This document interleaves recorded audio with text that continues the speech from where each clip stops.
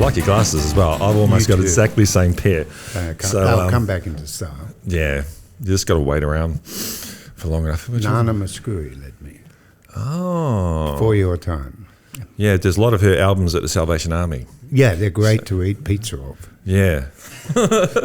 They would. They give it They an are interesting very flavour, wouldn't they? beautiful Greek Italian. Greek pizza. Fabulous. I've been there, done that. Yeah, really? Good pizza in Greece. Greek pizza. Feta. Oh, yeah, there'd definitely be feta. I'm not sure about the Feta and fatty. tomato base. I like tomatoes. I just read online. It's bad for you. Now they tell me. Everything's fucking like 36. I'm 36. yeah. Should they get yeah. a room? What do you reckon? Talk about tomatoes. It was you're only 36. That's tomatoes. To me, I've had a tough life. The skins Tough evidently. life, tough- And the old days they always just get rid of seeds, get rid of skins. That's a what is it? It's a nitrate or it's Yeah, that's it. Yeah. Yeah. yeah, evidently A night. nightshade, Nightshade. like potatoes. But Did you saying something about the Irish? no, we've had an Irishman on. We do. I like that. David the Irishman. Dave the Irishman, he was great. Shout out to my Dave. roots are Ireland, Yeah, but Water Street, the name is German. Water Street's German. Yeah, Wasserstraßen, but they came out in the virtually same boat. Okay, The great grandees yeah, married shortly after. and that changed. The literal translation is Water Street. Yeah, Oh, that's cool. but there's been every male on that line has had the same name. Charles Christian Water Street. Charles Christian Water Street. Oh, And we went down and visited the graves, and I thought it was, traditional, but it's just a lack of creativity. oh, you think? Yeah, There's I think it is. Matthew's It's, another what name. the- They could have done that. What are we going to put on? Charles Yeah. Christian. Well, there's The dates change, mind you. yeah, Vanuatu. There's that tribe that worship Prince Philip. They're at Tanna. Tanna. They're Yeah, a that's small right. island. They're not Vanuatu. Oh, it's not. The guy I thought it was. The guy that made Tanna was Yeah. doing a documentary on me, and pulled out once he met me. And but that was a great Really? documentary. They now don't. They're all at sea and don't know who to worship. Wow, I was wondering if anyone actually told them Well, about it, because that would have been the I scene to put film. in Meghan Markle as a name to adore. Oh, yeah. I would get onto a cargo cult if she was involved, as long as fair he enough. wasn't there. But it's yeah, probably fair enough. Which is fair enough. But there's generations, I think, ever since Cook, of one family called James Cook, and I've been called James Cook all the way through, ever since And he on turned up. Norfolk Island, there are Buffetts. Oh, really? Yeah, and they're related to Jimmy Buffett. The Jimmy they are, Buffett. and I know Jimmy well. Oh, okay. And he went back there, flew in, and the whole town was there. Yeah. And he is a Buffett That's from that fleet, the Bounty. And one of his ancestors went from Norfolk Island across to the States, didn't go to Australia. Or maybe they came How the Yeah. juice of Buffett got out of the island is an unknown, but he Yeah. is a Buffett. And there was, when that woman was killed in Yeah. Norfolk Island, and they took the sperm of every male and still got it. They want it back, and the population's dropped. But Yeah. there was an on-island guy who did Yeah. it. But the Buffetts all got DNA'd. And so you know Jimmy Buffett quite well. Very well, yeah. Because there's one thing I want to ask him. I've always thought you what it New feels Zealand? like. Yes. Yeah. I'm an Anzac now, actually. I'm both. Yeah, Australia. Australia. Australia. What was the post called?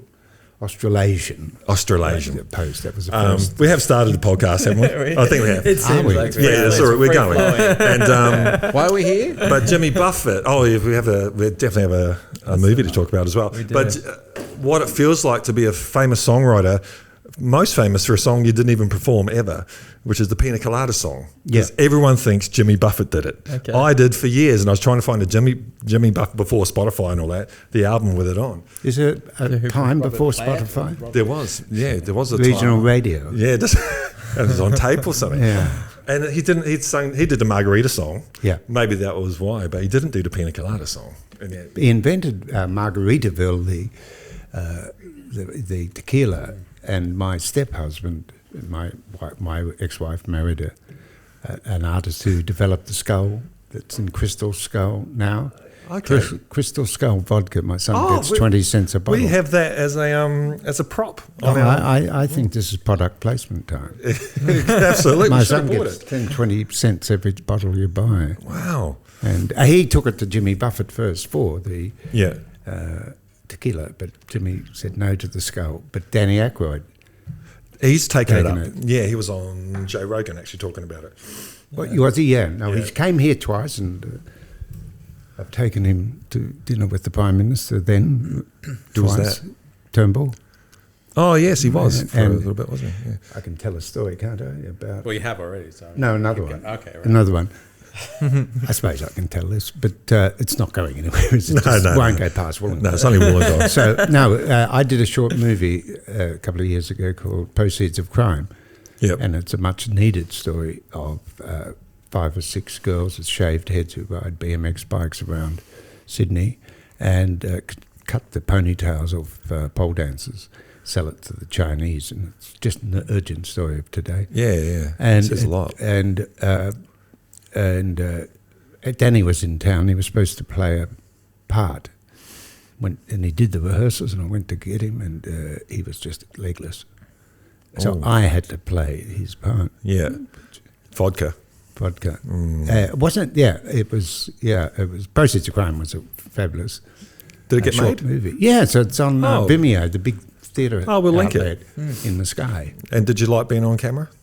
They did things to me with that Photoshop that Oh, okay. my tongue went out and like a lizard.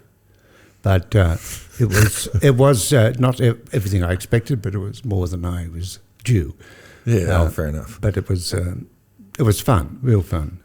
But the funniest thing is, I got a group of boys to do the music called Lime Cordiale. I don't No, mind they're Cordial. good. They're And then quite big, aren't they? They big, and then they were kids I watched grow up. Yeah. And I bought the rights to a song by Bob Hudson called Girls in Our Town. Yeah, yeah. Well, all the rights. And they sung it. And I got someone at Pablo's and Rusty's Coffee Bar to sing it. Next thing, I hear Dr. Dre is remixing it. Oh, my I goodness. said to Lime Cordiale, the gynecologist from Double Bay? No, Dr. Dre apparently is another guy. Oh, yeah. But he's had a brain shot. And so Girls in Our Town, Dr. Dre style, is pending. Oh, He had okay, an yeah. insult to the brain. Is it? But I wish him well. But the Well. song's fantastic and soon to be released on Panda, Yeah, yeah. Spac Panda. I hope. Yeah, yeah. Well, it's pretty. I tell you, I didn't Yeah. think I could For meet intros. someone that I'd struggle more to get a word in with you Well, than you, Matt. I was paid But, by the word. So Here he The is. legal profession is, it you're is. paid by the word. Episode 26, joining us in their own studio. We're on the road again. Are we in Surrey Hills? We're in Surrey Hills. Surrey yeah. Hills. Heart of Surrey Hills. Ricardo's. I don't want to murder it. No, Scarf. Yeah, Scarf. that's right. Right. Cool. Yeah. And Charlie Wasserstrasser. Here he is. Wasserstrasser. Water Street, Defender of Scapes. The man himself. Did you defend Scaife? Scaife. Can we Yeah, I just did. throw it out there? It's no relation. No, I was relation. sorry. I even said that. We got Japanese it's not tonight. like crazy cousin, like no, Yeah, nothing, okay. no relation. One F, I'm two Fs. Okay. They're Lebanese. Yeah. But I did at one stage, not at the trial. I did another fellow from the same gang and got him off, so to speak. But and he was innocent as the day is long. Yeah. And but I did do the scaps on appeal, like statutory appeal, not a court Yeah. appeal. Wonderful guys. He ran off to, he took a holiday to Sicily or something, didn't he? And No, they couldn't afford it. Oh, okay. I thought I remembered some extradition thing. Yeah, not them. Oh, okay. Maybe someone else in the alleged gang. Remember, they were 16, 17-year-old boys, and Oh, okay. they've been Yeah. harshly dealt with. Well, Oh, my yeah, Hamlet's yeah, been yeah. harshly dealt with by Yep. by the authorities. I was thinking of a different Scaife. Yeah, so the I was Ricardo thinking, Scaff. yeah, no, Yep, no. no, the old businessman that Scase. I was thinking of Scase. Also not related. No, well, Scaff is really interesting. What's yeah. his background, Christopher? Christopher Skates was the He's man British. who owned the No, Mirage no, when I we was. know that background, ethnicity, culturally. Oh, he was unpredictable. He was unpredictable. You wouldn't know where he was coming from. fair enough. Apparently, Yeah, the marriage was, I can't say a sham, but they were close. yeah. But I don't know where the wife fitted in. He lived next door to me at the Mirage when I was shooting Blood Oath, a film of wonder. So you've done a few of these films. Haven't you? No. Googled One thing me? you'll learn with Charlie is he has a connection to literally everyone alive. So if you Yeah. say, "Have you seen, Barbara Streisand's latest?" And we go, "I remember I interviewed." What did you introduce Barbara Streisand to her husband? I did. Yeah, John exactly. Peters. Yeah. Wow. Yeah. It's like 7 degrees of Charlie Water Street. Yeah, no, let's get degrees. away from the bald face and back to me. Okay. So Yeah. what are we here for today? We got an exciting new documentary coming out. Yeah, well, it's in production currently. It's been in production now for like 5 years, shooting. You only told me 2 years ago. Sorry, yeah. You only showed up 2 years ago. Yeah. We'd been shooting it for 3 years I before we thought you even were knew. stalkers. But yeah, so we've been making doco about Charlie now for almost 5 years. Literally almost. Well, I think 5 years to this month. Yep. We've sort of been following him around and being a party to the last 5 years of your life. Yeah. So how does that actually worked? How does So that not work? it's not like the Osbournes where you're in No. You're house not and- the first to accuse me of looking like Aussie. Osborne. Yeah. You look better than Aussie does now. I'd say that. He didn't 6 to 12 months ago. No, I was. You've had a tree transformation. Yes, I was Aussie. Where? Yeah. I thought I was Johnny Depp, but I was walking. No, along the Aussie beach. sneaks up on people, I I was think. walking along the beach with Ricardo in black, what sort of Salvation Army clothes, and long hair then, before I had the bilateral hip replacement and my hair knotted. You two must know what it's like to have short hair. You just got to run with it. And two mobs of people, flash mobs, came. You're playing tonight. You're playing tonight. You're playing. And I thought, don't they think I'm Johnny Depp? No. Ozzy Osbourne, when you're down and out. This is another Yeah. thing you'll learn. None of that actually happened. So what actually happened was two people came, not a flash mob. There was one girl came up who was clearly drunk out of her mind. Documentary's not as written. Yeah, as it's poetry. It's a poetry. Reality's Flash mob open sounds to better. interpretation. Worked in court. And they came and they said Aussie, and we thought they were saying Aussie like as in Australian. I'm like, well, this is weird. We're in Australia. Like, Yeah, why is she yeah. saying Aussie? And he was like, oh yes, I'm Australian. Blah blah blah blah blah. And then it was only later someone else came up to you and said, oh, when are you're here touring? And he's like, oh yeah, I'm here. Then she went away and was like, that's weird. And he's like, I think she thinks I'm Ozzy Osbourne. At that time, you were just out of the bar, and he long hair down to his shoulders. It was all matted, and you were in the same black jacket for I think 3 months straight. I was And they counting. thought- I didn't realise you were counting. Yeah, He's got And it on film. We've got it. Yeah, Yeah. It's No, part I of the was thing. I was hiding out. Not hiding out. I was in Rehab, Well, one man rehab. but that Up there, I was staying at a friend's place, and all the sharks. Whereabouts were you? Sorry. Byron Bay, of Oh, course. okay. Yeah, of You know, course. I'm a Yeah, Byron yeah. Bay person. But you Yeah. asked how it worked, and literally that. I mean, we've been following him around pretty much his shadow for the last 5 years. So Really? whatever Water Street does, we're there pretty much a step behind, sometimes before he gets there. We've learnt to kind of, anticipate every move. I'm a tough follow. Wow. I didn't expect to be, what quote unquote downfall of Yeah. me amid, cries of bankruptcy and harassment. But I would have been better if they'd turned up 5 years earlier. Got me Yeah. on the pinnacle of my outrageous self. But no, it wouldn't have been. It's actually One would argue we an were there at honour. exactly the right time, I would say, yeah. So we Yeah. got there just as you were disbarred. Well, no, you weren't disbarred then. You were just on the cusp. For the of- record, I was never disbarred. My certificate was refused. Okay, sorry, yeah. No, accurate. No, we It's a can fine recant that line. one. It is a line day. It's Oh, it's a fine line, yeah. Yeah, yeah. No, there's been no finding. Okay. Other than I was reckless with finance, but I didn't sign up to be an accountant. yeah. Presumably you had a good accountant or a bad one. I did, but I never paid them. But I got 2 PAs to do my tax, which is really funny. And they did it. I said I want every dollar, right? And they put in every dollar I ever earned, and they forgot to put deductions. Oh no. Yeah, I hate looking at financial Yep. records. A bit of a Willie Nelson there. Total Willie Nelson. Not Yeah. many remember that. He clawed his way back. Well, they left him the guitar. You Yeah. take this. Did you have a guitar left? Right, no, but I remember meeting him at the Oh, okay. Chateau Marmont, Oh, wow. 81. Yeah. He had 2 girls with him, and forever on I followed his standards. Yeah. And then his hair was brown and Oh, yeah. ringleted. And There's a notorious pot smoker as well. yeah. A champion one, Champion sorry. one. But Yeah. he had 2 women, not his wife. And What did you think about that, though? Is that, I think it's mandatory now. is it? Yeah. Tripod is the most stable table. Well, triangle was the only stable It's a shape, strong shape. actually. Yeah. That's why we roll in threes. Every cameraman has a tripod. It's God's way of stability. Yeah. Mathematically, I mean. That's true. How many threesomes fall out? Not many. I don't know how many threesomes there are. I'll tell you one day. Well, we're a threesome, I suppose, aren't I we? suppose if you want Yeah. to call it that. Well, you could call it I wouldn't call it that. No. A three-way? A team. three gongs. Yeah. The 3 gongs. Oh, God. It's getting worse. But do you think 2 males and a female would be equally stable? Not from my experience. It's like the Sunday roast is not for me. Yeah. The other way round is very good, apparently. Yeah. Also. That's what Willie thought, anyway. is Willie's a rock well star, named, though. well So, named. yeah. Did you find, did you want to be a rock star? No, not really, but I think secretly, I think Yeah. anyone born in the 60s, 70s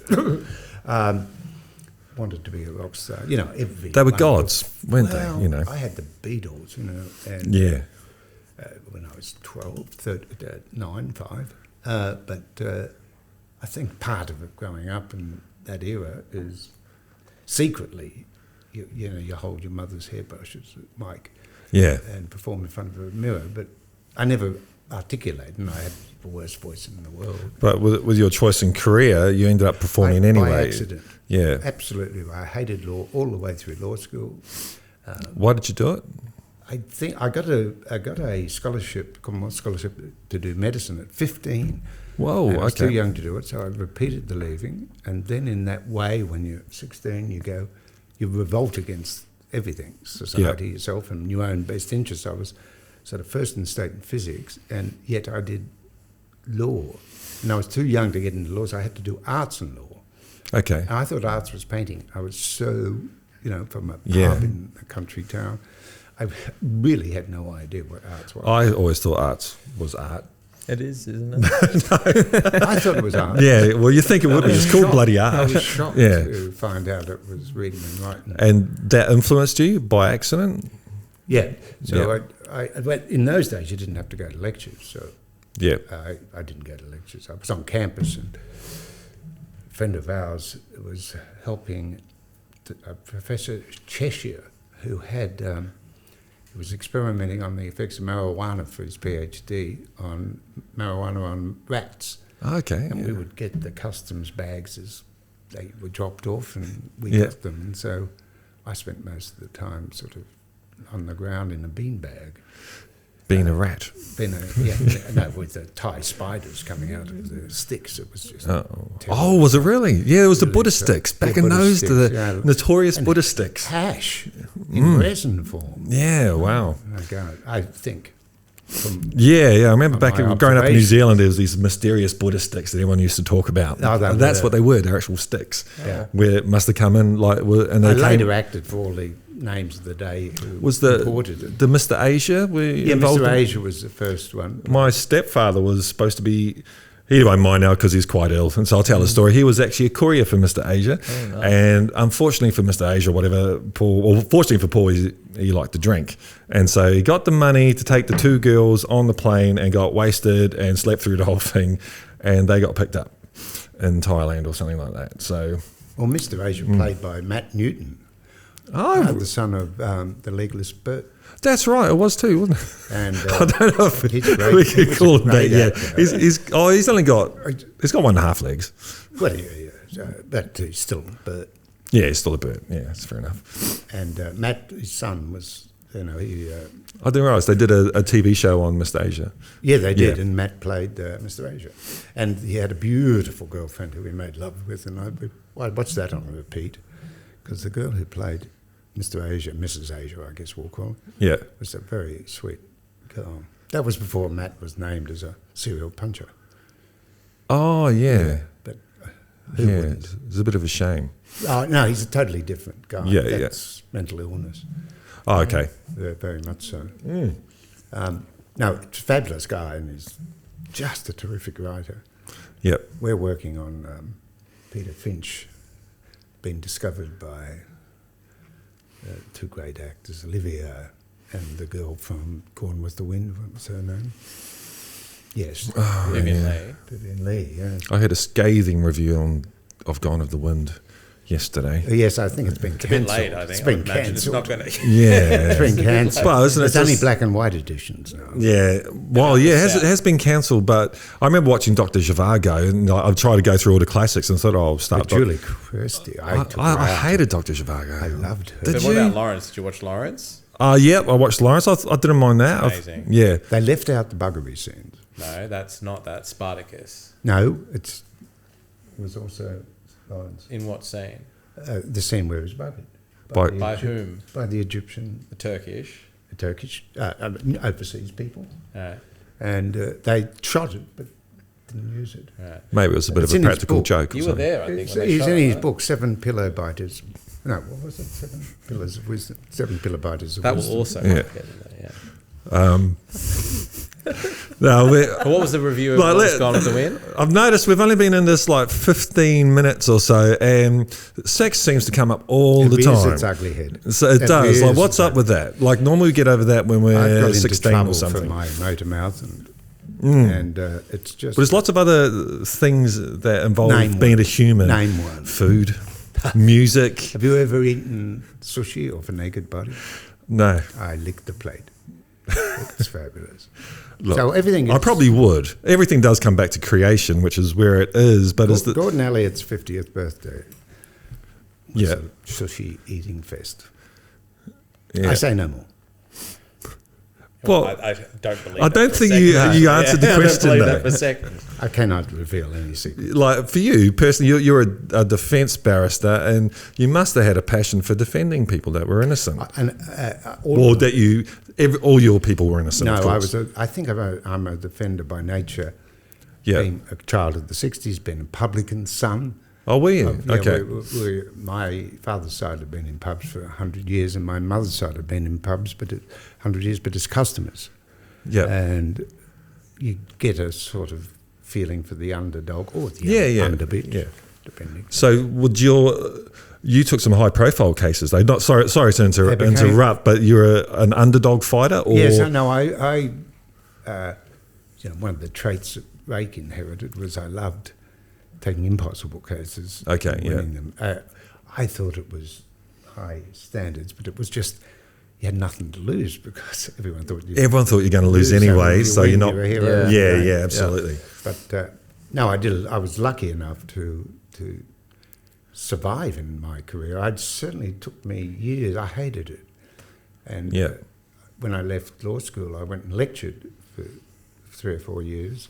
On the law. Yeah, in New Yep. South Wales, and the Christopher Scases of their time came back, called the Bartons. Okay. They'd taken 100 million to Paraguay and came back voluntarily and fought it until there was okay. no money left. Fought the whole lot. But they didn't get convicted, and I just found myself in law, and I didn't have the courage to leave. yeah. And I tried a lot of creative things by default, like I toured with Auntie Jack's Graham Bond's show. Oh, did for you? Boys Own Macbeth. We went to America, and Yeah.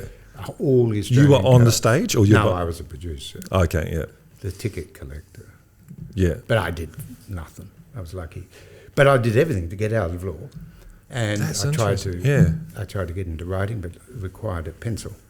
And I just couldn't find a pencil. You know, Yeah. I've got There's always an excuse when it comes to writing, isn't I've there? got silos and warehouses full of my bar coasters and yellow pads of writing that Yep. never find their way to a book. But after a while, after about 10 years, I realised that I was doing everything I yearned for. I was writing my own scripts. Yeah. I was performing, and I had an audience of 12 who couldn't leave, Yeah. which is, they were trapped, hostages to my whims. Yeah, absolutely. So And I there's became comfortable. I'm not a natural speaker. You may be shocked to yeah. hear. That is shocking. Yeah. But I had a gift, a couple of gifts. I had a very large willy. No, that's a lie. No, I could cross-examine. Be a curse Yeah. also. So you could punch holes and Yeah, I love that. yeah. I love being underestimated because I was not unlike. And was that the plan though? So No, you I had think this life to I was just hopeless with paper, and Yep. I dressed like an unmade bed, and people tend to underestimate the Yeah. skill you have. And I loved knowing everything. Yeah, so you had to work hard, getting everything in your head, Yep. and then cross-examining from a blank page. So actually practicing law, did that changed your relationship with it? You said you hated it earlier, and then once you were practicing, it did you became find a that love? crutch. No, it became I liked it, but I Yeah. still wanted to go into Other something things. else. Yeah. I was, I'm a chef by trade, but I've always been a musician, a guitarist. And Mum said, "Parents, being good parents, you need something to fall back on." And for years, I just hated chefing, but I was actually pretty good at it, But I was just super depressed going into the kitchen every day, the same shit. But I knew, and people would love it, and my businesses were going well in that, but it was soul destroying. It wasn't what It's I was hard about. work. I've learned from the Yeah. chefing is such hard work, but I'm the first to tell people, younger people, to follow their passions, because I Absolutely. did not. Yeah, My passion was more creative, but I found it in court. Lucky, I was so lucky, yeah. and then I lapsed into other things. Well, jumping forward a bit. So, how are you going now that you don't have that outlet? Oh, the first couple of years were tough. I'm Yeah. a creature of routine. And if you take away the routine, I fall into a bit of a heap. Yeah, And I always knew that, but it was tough because I think I was time to have a break. I certainly felt I had post-traumatic stress disorder from blood and guts and rape and murder. And pillage. Absolutely. I Yeah, have yeah. more stories than I could ever write, Yeah. which Yeah. is really one of the reasons I stayed in it, besides trying to save people. Yep. And never concentrated on saving myself. But the first couple of years were really tough for me because I had the routine was everything for me. absolutely. And also, I dare say the income of a barrister is not bad. Well, I was not a wise investor, I must say. I put my money where my mouth was. And You didn't buy Bitcoin? I didn't buy Bitcoin, but I used a bit of coin. And unfortunately, by the end, I was eating more sugar babies than my sugar daddy diabetes would allow, Yeah. so I invested in Poor White Girls, and it went north. Yeah. So, in a way, it was all frivolous. And What was Poor White Girls? Poor White Girls, it's like Mission Australia. It Okay. helps African people. I thought I'd be Mission Australia for white girls doing arts degrees and law degrees. Oh, yeah. I was a river to my people. Yeah, it didn't work out. Didn't work out for any party. No. That was, let's say, when did you start? You're looking quite good now, so when did you start? The diabetes went away with the money extraordinarily. The rich life. Extraordinary. Yeah. Amazing. So I wasn't nearly as attractive without it. And pension sort of payments are very, very... You're on the long. pension. Yeah, well, who isn't? Yeah. I had the age pension, but I Yeah. lied about my age. I usually course, yeah. take 10 years off, and now I put 10 years on. Yeah, my dad does that. He's pushing 70 now, but he's still working, and he pretends he's my older brother's brother. My family, I came from 5, and I was the oldest, but now I've hypnotised them into thinking I'm the youngest.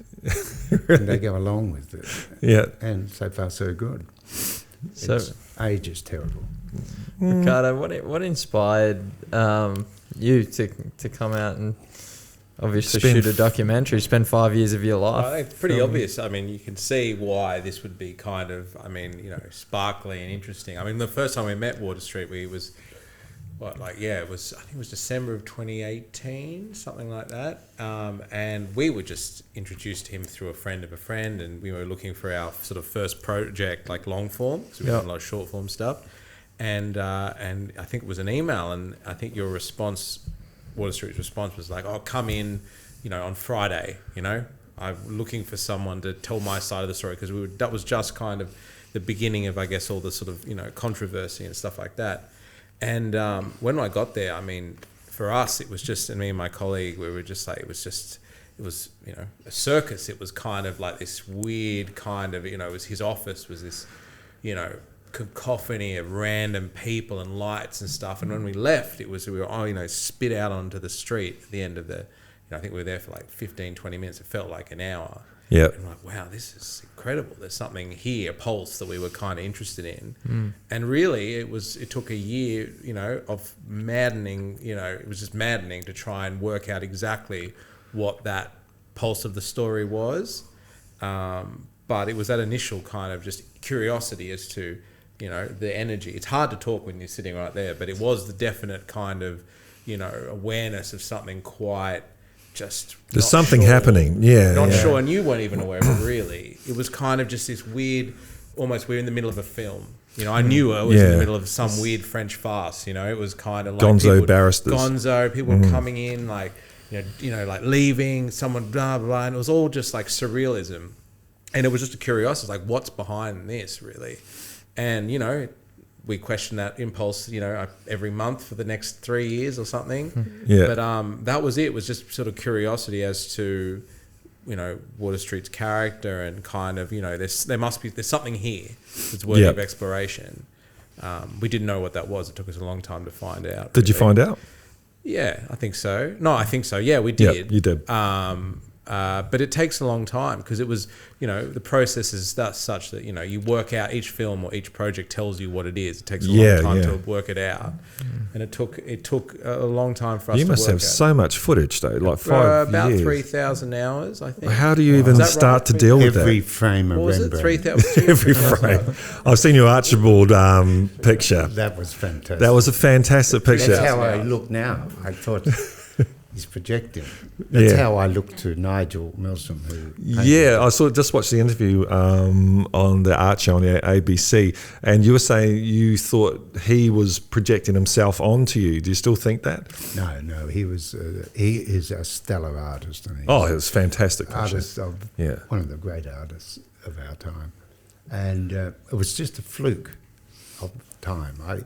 He ran riot one night on drugs, and I had defended Adam Cullen before him. Okay, yeah. And by just a fluke of timing, I was there and went through a lot of experiences with Nigel, who's a great guy and a talented guy. Yeah. And he was imprisoned by a judge who had compromised himself. He told me off the bench and the prosecutor that he wasn't sending him to jail and then send him to 8 years. Oh, And shit. so we had to appeal, and he was in jail until he appealed. He got out, and he said he'd paint me for the Archibald. He had no money, so I had $2,000. I had it in my hand. He came down in a truck, didn't stop, and took the $2,000 and went up and bought the oils and painted it. Wow. And it won. But funniest thing is, you knew it would win because it was an extraordinary painting. Yeah, Nothing it to was. do with me. Yep. It was all him, and it was just a unique experience. I'm going to butt in there because actually that's probably the first, when we first were told about Water Street, it was only in periphery. Like, I wasn't a huge fan of Rake. I didn't sort of, I'd seen it, you know, I knew it sort of was a certain thing, but wasn't my type of thing. I remember we went to the Archibald in 2015. I went with my partner and the family, and I was walking through. I'm a very cynical kind of person. I was like, oh, this is blah, blah, blah. And I'd seen them beforehand, and I always, with me, it's like I read that stuff and that doesn't deserve blah, blah. And I looked at the Water Street one in print, and I went, oh, That's got something. no. In print, I was like, oh, okay. Really? Yeah. And then I saw it in real life, and it's huge. And this is years before we started the documentary, and I remember like, fuck, who's that? Yeah. But what is that? It's just, it had something. His interpretation of Water Street was profound. It was beautiful. Yeah. And my partner was, oh, that's Charles Water Street. He's a blah, blah, blah, blah, blah. And I was like, oh, okay, cool.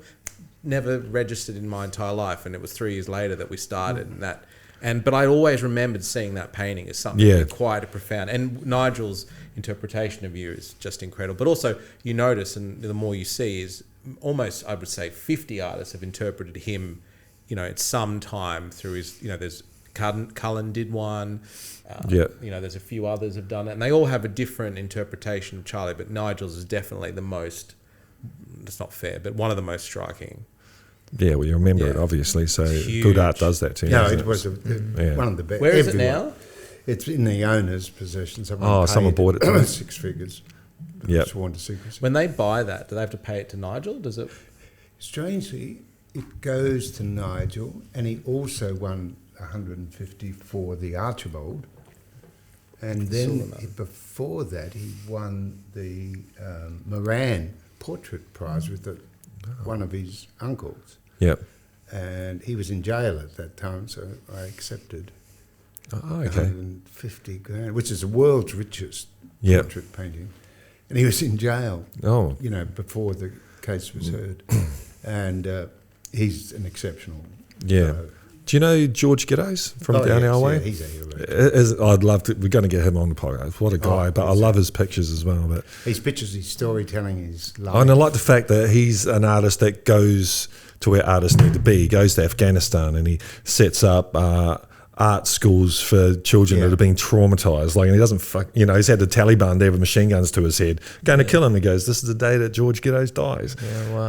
Like he's fearless. he's an amazing I cat, was isn't he? introduced to him by Philippe Mora, who's a fellow I made a couple of films with back then, and he was just larger than life, always was, and very good with the pen and the brush with his mouth. He was just a storyteller, one of those all-rounders Yeah. and survivors. Oh yeah, he's definitely a survivor.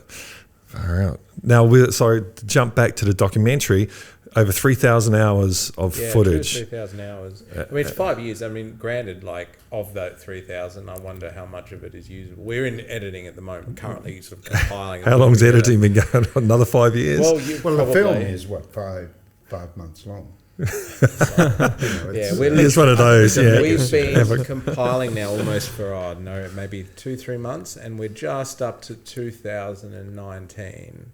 Okay. End of 2019. So it is, it's a lot of, but I mean, we were kind of finding our feet at the beginning, and it's always been me pretty much filming. So a lot of that stuff was, and your life at that time was, it wasn't that, it was, you were at Chambers, and then it was Court, maybe, which we can't film, which is one of the weirdest things to think that the actual occupation of your subject you can't film. And I stupidly, probably at the beginning, I was like, well, I can't film it. I don't need to see it, right? But in retrospect, it's probably one of the mistakes. That's what you need to see, because I needed to see that. I sort of popped in a few times, and it was kind of when Water Street probably wasn't at his most interested, let's say. And it wasn't, I never really saw him in action, but almost in a way, probably profoundly, was in a way kind of helps the process, because I'm constantly trying to put that together. Yeah, but there'll be Muhammad Ali's last couple of fights, was it? I don't know. Remember that? This is a nice segue into your time with Hunter S. Thompson, because he's famous for going to the fight, the rumble in the jungle, and everyone else was running down to the to watch the fight, and he thought, no, I'm just going to sit beside the pool. Ali's going to get his head knocked off. We all thought that. Everyone, and he didn't, and Hunter didn't get the story, which... Yeah, but we lived next door to Hunter. Yes, so I hear, and Hunter's actually... He's our patron saint here at Smack Panda Records. We have a big poster of him. From your haircut. Yeah, absolutely. I do have a visor. Yeah. And he was an amazing man. Yeah. And words fail me to describe him as... I mean, he did shoot my cat, or our cat. Yeah. Went in and came in one day, bumping into furniture, took it to the vet. It had 13 pellets in its head. Hunter had shot it because it was stalking his peacocks. Oh. But Hunter was larger than life. And yeah. The gift he brought, besides his writing, was the connector. He connected Jimmy Carter to Danny Aykroyd to you know. Keith Richards popping around. Everyone. I met everyone there. I wrote an article for Penthouse, you probably read that, recently, about Gary Hart, before your time. Gary Hart was the Kennedy legatee, you know. So I was at a party where Gary Hart met the girl that brought him down when he photographed on Monkey Business down in Miami, but it was Colorado, Aspen, Colorado. Yeah. Was that around the time he was running for mayor? What no, time? he was running for president. Oh, okay. Oh, no, I'm talking about Hunter. He had earlier run for mayor. Yeah. The mayor was going out with my ex-wife's best friend, and they both went into cocaine rehab together. But what do you want in a mayor? It is, you know, someone that's had a bit of a life. I think you want that. Especially he in had Wollongong. more than life. Yeah. Hunter was the unofficial mayor of Woody Creek, and just a great, big-hearted fellow. Yep. And just amazing stories and amazing. How did we get to the United States? So maybe we should do a bit of a timeline for you. Like, I think I'm carbon dated. Yeah. The tree rings. Yeah, no, I certainly see them on my body. Yeah. What decade are we talking about? Well, what brought me to Aspen? I first went to America with Graham Bond. Okay, yeah. Took a Boys Own Macbeth to LA, and little did I know that the show had been bought by the Chicago Mafia. Oh, okay. And that was the time I met Willie and his girls. And the Chicago Mafia were running the Teamsters murder case. The number 2 in the Teamsters Union had murdered number 1 and his children and wife. Oh, shit. Yeah, okay. And he was actually on his way down to Arizona to defend him. Yep. He said, do you want to come? I was puppy-faced and small. But so the Teamsters had bought the show, Boys Own Macbeth, and it was run by someone who I thought had a bad bladder, but apparently he was doing coke in the toilet. I just thought he had a very bad bladder. And the people in the show That's a lot of coke. were always going to the toilet with him. Yeah. I hadn't sort of weirded up to that yet, and I thought, Jesus, strange. And it was not a very successful tour because we were appearing in the equivalent of St Ives in Westwood, which is like, where grandparents go. But the experience was amazing, and that's the first time I went to LA. And you stayed, or you? No, I stayed for the run of the show. You run the show, yeah. And then the luck of it is that I fell in love with my ex-wife, who had lived in Aspen, and so I went there at Christmas and New Year time, and that's when I went to the best party I think you could ever go by. Don Simpson and Don Johnson. Oh, really? Every year put on a party, and it was a who's who of showbiz. Was that Miami Vice times? Yeah. He was huge. Absolutely. Yeah. And Don Simpson, you wouldn't know, but he was the partner of Jerry Bruckheimer. Oh, okay, yeah. And he lived life to excess and never further. He ate so much, he snorted so much, he had 58 girls at a time. And he's the only man that ever looked at me with lust. At that party, I remember it. Yeah. Well. And Mark's not doing that at the moment. Not yet. Early in. He has a way with But he was on a lot of coke. Yeah. Just quickly about the coke thing. So you're, I read about you. You consider yourself almost a hippie. I really like the hippies. Their drug of choice was LSD, which is an expansion kind of drug. It's ego destroying. Cocaine, on the other hand, is a pure '80s greed is good drug. It's an ego enhancing drug. Exactly. When I took my first line, I realised I was born with a cocaine deficiency. Yeah. And this was the real me. Not shy, witty, laughing, energetic. All the things you wanted to be. Everything I wanted to be. So the cocaine deficiency, I realised, just a tweak of nature. But I then was that guy for a long time, because having an addictive personality is better than having none.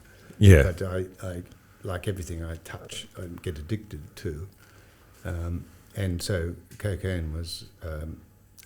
in exactly the Do you think it was like, of course, it's the drug itself, but you're also in an amazing place, you know, with all these amazing people, and they're doing it. Like I've done coke, you know, we're over in England and stuff back in the 90s and that, but we were the cool kids going to the toilet and stuff, you know. It's almost like it's still around. It's an insidious drug insidious in the sense that it's perennial. In Sydney, I was lucky enough to launch a book called Crooks Like Us, which is set in all the mugshots of the 20s. Yeah. It's exactly the same. It was cocaine ridden, but it was more pure. Yeah, so in the 1920s, in the very street that my grandparents eloped to and got married, Darlinghurst, there was just cocaine and Tilly Devine and the whole shebang. Yeah, yeah. And the Roaring Twenties were, yeah, in America, was cocaine driven, but you never read about it there, but you read about it here. Yeah. And so I felt I was in good company. It's a dangerous drug, though, as in for long-term survival. A lot of you can't coke fiends. But Hunter could. Yeah. Hunter and Jack. He was a special specimen, like though. Yeah. Addicts. They do it just a tad, like a bump. Yeah. And that was a secret I never... Getting to Hunter's writing, because he's a fantastic writer, you know, when you open up a book and within a paragraph, like, this person has it, you know. Yeah. But then I've recently started, he's definitely influenced, I started reading Junkie, William S. Burroughs and that. So really similar, you can tell where Hunter was influenced by Burroughs, you think? Too. Oh, did you? Yeah, I met him, Ricardo would say. This is fantastic. 40 years before you were born? I met him. No, he was in his funeral dress, but he painted as well. And my ex-wife, bought one of his paintings from a blind art dealer. Wow. Absolutely blind. He had the Aspen Art shop. Yeah. And he could tell. All through touch? Good art. That was unbelievable. He shot his wife, didn't he?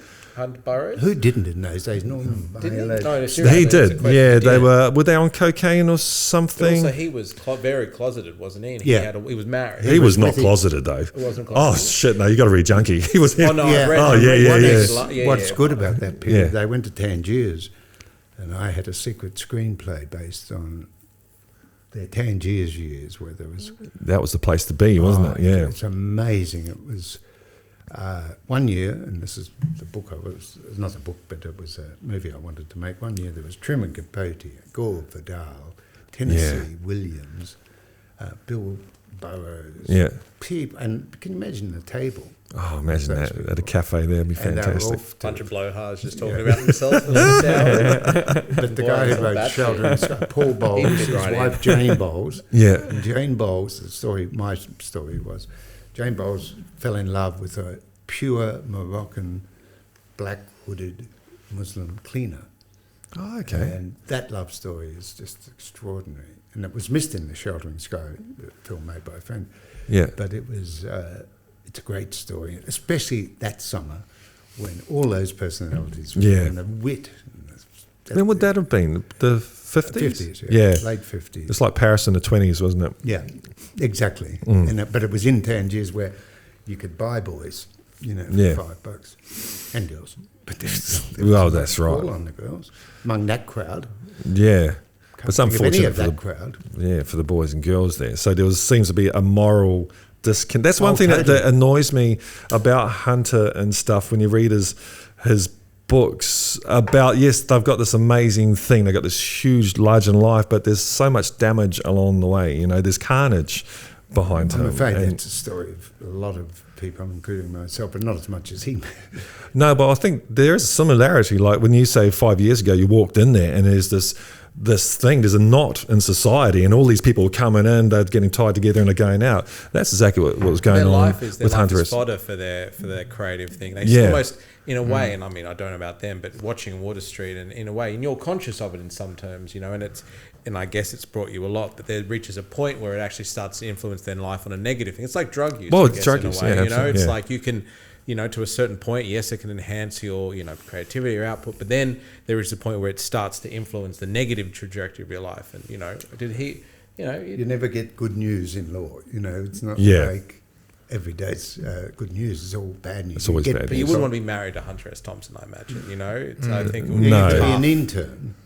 Yeah. He lives on... He was married for a long time, wasn't he? A couple of times, but he ended up with one of his interns who ended up...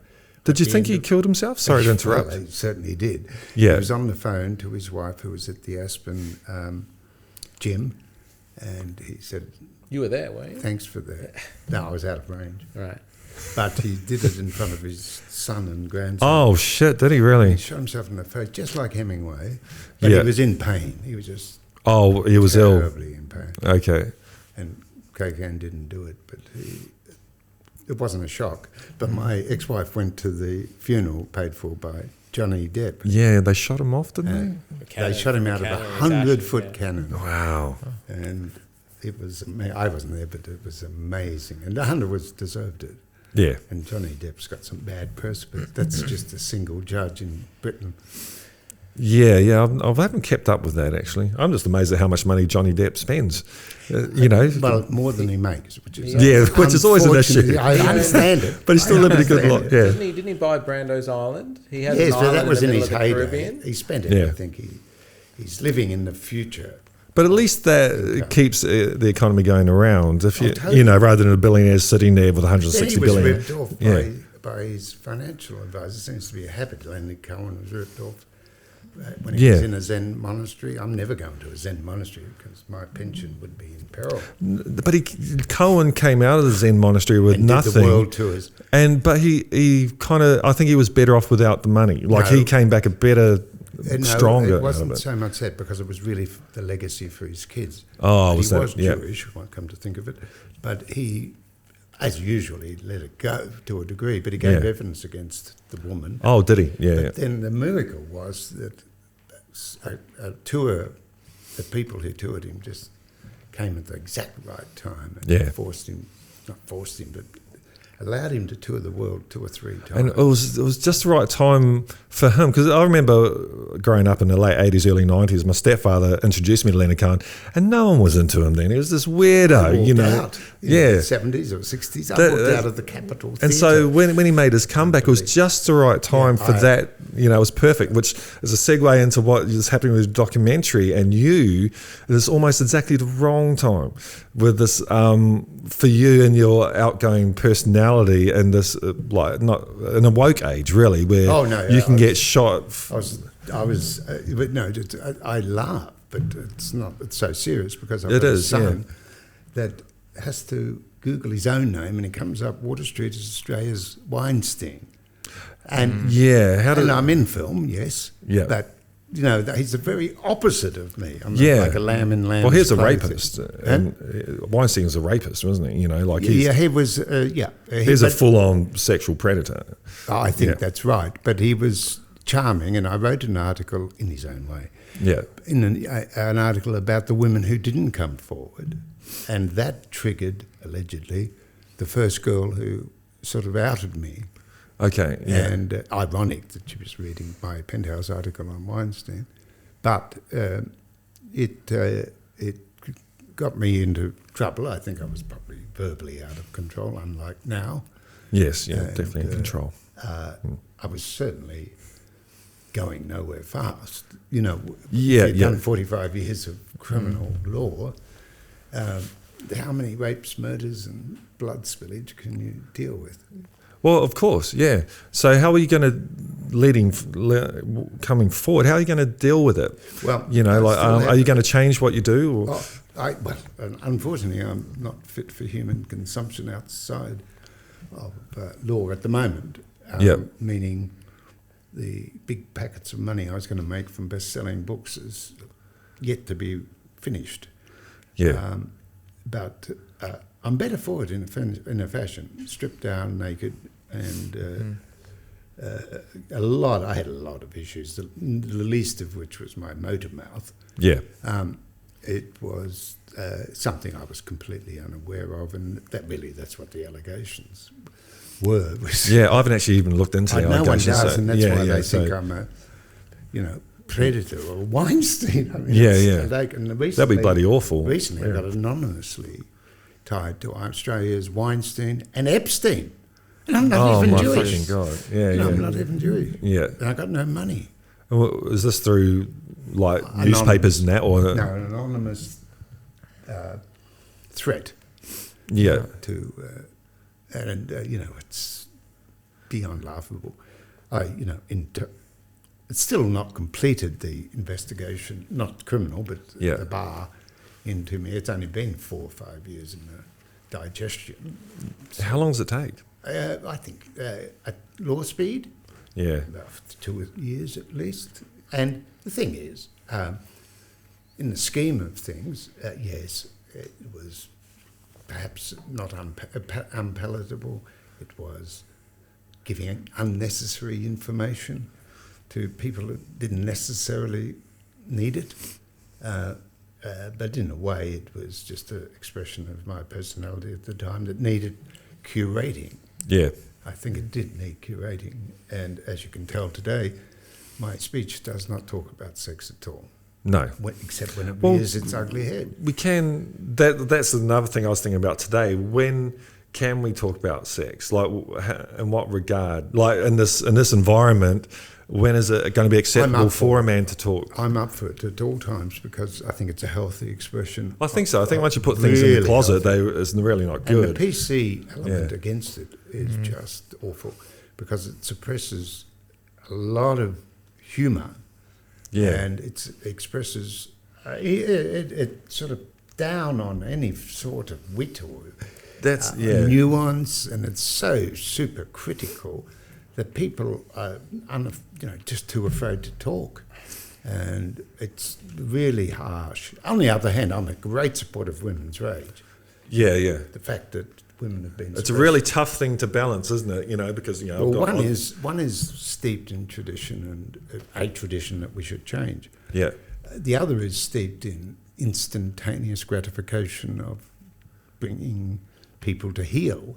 Yeah. And it's a sort of like, bell bottoms. It will hopefully fade. Oh, And, if you've seen my jeans today, you probably. Yeah, but they're reverse bell bottoms because of your stomach. Well, that's, But hopefully it'll well, pass. yeah. There's definitely a brigade out there that want to jump on things, which is a bit annoying because there are things that need to get spoken about and jumped on, and we need to jump on the right best things. expression of it was, to me, was the writings of Milo, the Greek guy, Yiannopoulos, Yeah. who I met when he was still at Night Penthouse. But he wrote a book, and it was dangerous, and it was, you leave the pro-Trump stuff out. You go to the last 5 chapters, just the best critique of BC world Yeah. I've ever read. And it's the PC world is, like all movements, got a lot of victims. Certainly a lot of victims have come forward, but other victims, like I say me, but Yeah. like the mayor of Melbourne had to, after 3 years, came forward with his token apology. You may not follow Melbourne news from Wollongong. My brother lives down there. Follow a little bit. I don't know too much about it. But it doesn't seem that anyone has survived being cancelled. Yeah. But also, it seems who's doing the cancelling when you look at the gigantic monopolies that rule the media at the moment, rule the internet, really, everything. Monopoly. I thought it was just Murdoch. Murdoch, but then you've got these That's giant, they're all owned by, what's it, Blackstone anyway. When you're behind it all, there's only like 6 companies in the world, evidently. But yeah, it's Facebook cancelling and it's YouTube cancelling, as And corporate. Twitter cancelling us, Donald Trump. Yeah, but that's right. So these I are. miss his voice. Aren't, Nothing to laugh at. We were just talking about him today. He's such a strange cat. We're in Australia, so I don't really care too much about American politics. But in amongst all the racist dribble, he'd occasionally have these gems. Yeah. When they hassle him about, I remember an interview they were talking about Putin. They said, well, Putin's a killer and all this. And he turned around, an American president, he said, well, do you think we're so innocent? You'd never hear an American president say that. No, he had a breath of fresh air. He was like it's a shame he came with all this rhetoric to get in there. He came with so much damage. And, he ran a shithouse negative campaign, and yet he was 49%. I mean, it's unbelievable. How close. I never met a Republican in 30 years ago to America, but they must be all in the middle. They're not Yeah, desperate, yeah. they're not now Well, it was age. 10 years ago they voted, before when they voted for Obama. You know, there's a big swing there, and Obama came along with this hopey change, and the middle class in America has just been squashed, decimated. And he came along, he took Bernie Sanders' rhetoric and just, you know, he was never for the working class, was he? You know, No, I Trump, think he his heart squashed was, them. but the forces of evil. Well, first thing he did is drop taxes on the corporations and all that. So I think he was a classic, just, you know, put the mask on. But I miss his dog. Yeah, Just he was quite passed funny. away. I think he was terrific. Yeah. But he didn't change much. If you look at Biden's first 100 days, and you believe what's happened, he's reversed so many policies that Obama couldn't. Pulling out of Afghanistan, of course, Trump started that, but Yeah, yeah. what a cost. What a cost. A lot of people dead. Carter, how... We got to just jump in here at some point. That's all right. No, we get fair to say enough. something. I think we need separate podcasts. I feel like we do. It's like doing a podcast with Donald Trump. You're not going to get any Yeah, of that that's in. so Yeah. sorry. No, we can't mention the T word. No. Coming from a director's perspective, how do you separate making a film about Charles? How do you separate it from like day to day? like a personal relationship and the working one? So I've been around someone for 5 years. Yeah. I'd imagine that, you know, obviously you're going to build a pretty close relationship on one hand, but then to make a film from It's a tough, an ethical standpoint. yeah, It's a tough it would one. be hard. It is, and it's a question you sort of constantly wrestling with, really. And I think I wrestled with it a lot in the first kind of maybe 2 years. And I think when I sort of really, I think I broke the back of it when I felt it was comfortable. Because you do, you know, you learn everything about someone. I can write like Water Street. I can talk like Water Street. I know his moods based on how he is on the phone. And, you know, it's a very close kind of intimate relationship. But I sort of look at it as a nature documentary. You know, it's for me, it's always been kind of like a curiosity without judgment or kind of, you know, condoning or condemning. And like, that's how I treat it. I go, when the camera's on, and look, I have my opinions of how Water Street is and what he is, and, you know, on a personal level. But when that camera's on, that all goes away. I can't bring that into anything. And what you learn pretty quickly is the camera doesn't lie. You know, it's like, I don't have to inject any type of kind of authorship or judgment. Like, I just have to turn that camera on, and it's a beautiful thing to witness sometimes. It tells you what the scene is about, you know? Yeah. And I think that's been the right impulse, you know. But at the beginning, you know, it's very, you know, often, you know, you're thinking, God, I shouldn't say this, or I shouldn't think this, or I need to be kind of objective and blah, blah. But often, the more curious you are, you know, and the more able that I am to kind of appreciate his perspective, the better the material is, you know, and the better what I'm getting, because it is a trust thing. And honestly, I think with this documentary, because it is so intimate, because it has been me until Felicity came on board. You know, after year 3, it was me, you know, and I thought for a while it was only going to be me, and I feel like it has become such an intimate state. It's very much fly on the wall, you know, like you are as an audience member, and this has just come about by the sheer nature of the documentary. It's found itself. Yeah. You are a witness to someone so close that the camera is almost his. You know, it's very much breaking that wall, because there is no one, like, there's no interviews with external parties. Yeah. You know, just by the sheer happenstance of the way the documentary's been, it's only his perspective. Yeah. You know, so it is so close that intimacy really has sort of given you a great insight into his thought process. It's Or lack of thought process. yeah, and It's really Without great makeup. timing, isn't it? It's Without gonna, makeup. It's, Oh, it's completely like there's some, and look, you know, we've been a witness, and it has been quite a profound journey. You know, externally, you know, he's only really cut his hair, but internally, to be our witness to someone's thought process, because when we started, you know, he was in a completely different place. Literally, on top of the world, quite literally on top of the world. You lived in a penthouse, and to watch that kind of evolution of someone to, you know, I guess fall in such, if that's a limited term, quote unquote. but to watch that is a hugely profound journey, and it's just been a privilege to sort of watch on purely almost like I feel like David Attenborough, you know, just watching something go from here to here, and, you know, in a lot of ways though. I'd say you're more Steve Irwin. Thank you, Charlie. Yeah. Hopefully. Yeah. I'm not jumping on you. I do a lot. We've really, and the camera. We've seen, like, I know I've witnessed him in every state. You know, it is a profound thing, and it will be sad, I think, when it comes to an end. But it'll be nice to be able to have, you know, a different type of relationship. But yeah, it is. It's been a really strange journey. Yeah, it's unauthored except by life circumstances. Yeah. But it's determined what it is, really. Yeah. Are you still filming? Yeah, well, I mean, his story's not over. Yeah. Yeah. You know, I have to meet a mate, Yeah. settle down. Well, it's got to happen to someone. I've tried to kill the doctor. We know one. We've tried to. 30-year-old yoga teacher with a Mac under one arm and a yoga Stunt mat woman, under another maybe? arm. Well, we've been Hair saying in that. a- We know hair a in a few. bun. We've been saying that for 3 years, and it's yet to. I'm going to just jump Yeah, you go. Come. The really unfortunate but excellent timing of this whole story is this is the first other perspective, other side Absolutely. of cancel culture, of Me Too. This is what happens to someone, whether they're called out rightly or wrongly. And, you know, we've witnessed it firsthand, and I think that's why people have been afraid of it. We know that there's people who are afraid to air it, and that's our struggle at the moment. But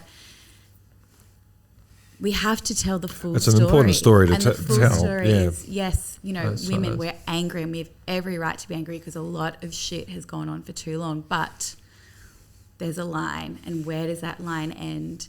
And when Yeah. are we going too far? And when are we throwing the gauntlet down on someone for a mistake or a misunderstanding as opposed to an actual crime? Intentional crime. Yeah. Exactly. So it's been, I think, even for me working on this story for the last year and a half, it's changed my perspective of men, and it's changed I was so angry before, and now that I've seen this side, I feel I have better relationships with men. I have men who are close friends now that I didn't have before. Really? It's because Okay.